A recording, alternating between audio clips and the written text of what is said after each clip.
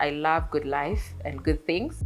Secondly means happiness, and what we keep on focusing on is creating happiness in whichever value chain we get to touch. Angela Yuki is a 29-year-old mother of three beautiful boys, and a person who loves to have a good time. I live my life thinking through what if we don't get to tomorrow, so what impact we have left today. And one of the things that we have seen is there's a lot of harvest losses, especially for fresh fruits and vegetables. One of the things that I got interested in, or that shoved me into that path, was having worked in the industry, now engaging the real-time problems of post-harvest losses and of course farmers, the frustrations that come with agriculture, the fact that how difficult it is, and yet when it comes to the marketing front, sometimes you may not exactly sell everything. I was like, okay, this is something, wine is something that is classic. It gives an impression about a person's lifestyle, apparently. But now I started thinking about how can we be able to now add a lifestyle, something classy, into something that is not exactly considered as classy. And one of the things is some of the questions would get would be, is it flavor? Like, is it a flavored wine? Have you added like a dragon flavor or anything? We use the actual fruits.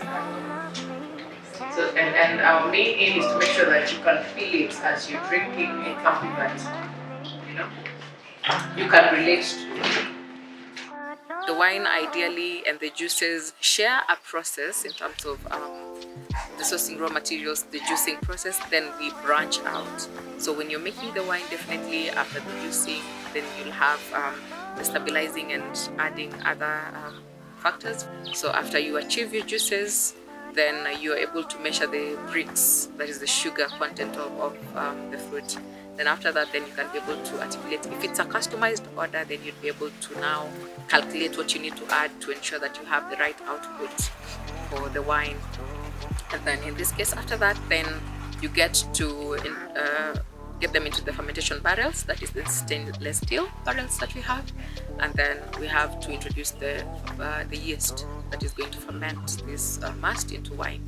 So after that, then you'll have to let it ferment up to the required time. And most of the time, we let it ferment up to 0 so that we have a stable product. This year's one of the things that we like to do is have a new wine that we have done, and that is the same thing that we're going to have you taste, blindfolded, to make sure that you don't get to have a biased opinion about it.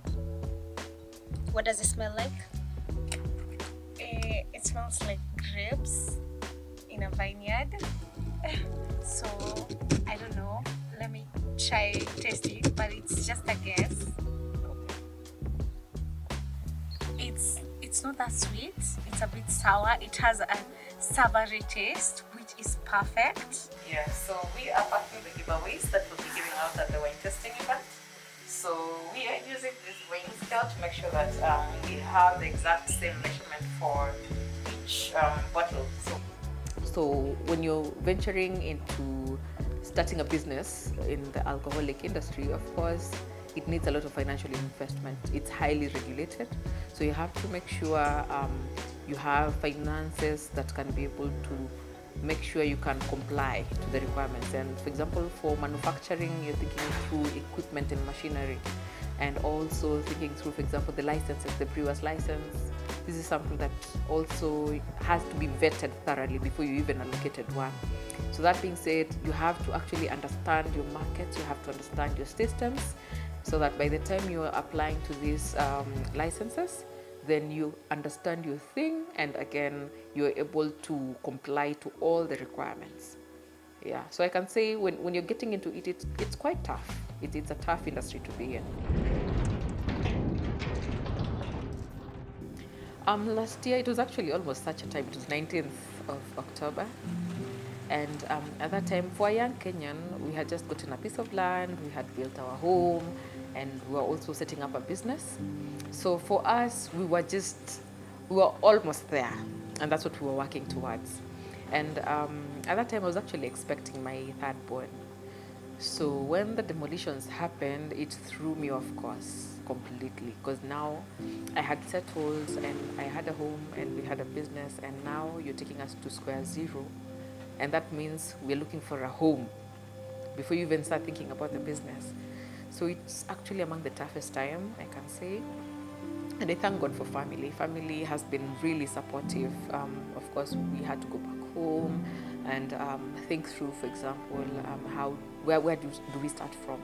And at that point, of course, I was employed, and I thank God for a good employer, because I was able to take some time out just to be able to grieve my loss, because again, that's a loss that I honestly I'm still recovering to date. So it was difficult financially, having put in a lot of money, and we were almost to a point where we were getting our brewer's license that would at least get us to the shelves. And now we are back to zero, and you're thinking through, you had maybe loans, for example, that you had taken to be able to get these investments. Can you feel gooseberries? Hmm? And this is 2 years. This is 2 years old. Yeah. The whole idea behind swirling is so that you can get to feel the whole smell. And for those who are very keen on wine tasting, there's also the aspect of body. Body is sour. But again, you can be able to see body. When you swirl, the wine should recollect itself back uniformly. We are able to support farmers. They're able to get some livelihood from there indirectly. We have staff, even if as of now we still have casuals, but at least they're able to get something from it. And when you think about later on in my vision board, I'm looking at, for example, being able to employ 200 and something staff. These are people that one day will actually get to have a living from the works we get to do. So when I think about the vision of the company and the brand and what we can be able to achieve and how many farmers we can be able to support, then that's where I get the energy from. That's where I look at that and I get to move on. I get to focus. I get to remember the journey. And 5 years from now, we're actually 5 years today. 5 years back, we were never here, and I could not have pictured us being in this space. And for me, community is everything, because when we struggled, they were there for us. And I thank God for a very supportive spouse. And it's been amazing to get to hear people loving your craft, to get to see it. It gives you energy. You'd want to move on, you'd want to do more and achieve more when you see somebody cheering you on. Actually, a young wine. And one of the things you will realize that young wines tend to be more acidic as compared to older wines. Right now, having diverged, having another product line of the juices, we are hoping that we will be able to grow our revenue, and we can be able to actually build our winery. That is something we are working on. And of course, being able to commercialize fully and stock our wine in major outlets within the country, in East Africa, and of course globally. That is something we are looking at in the near future.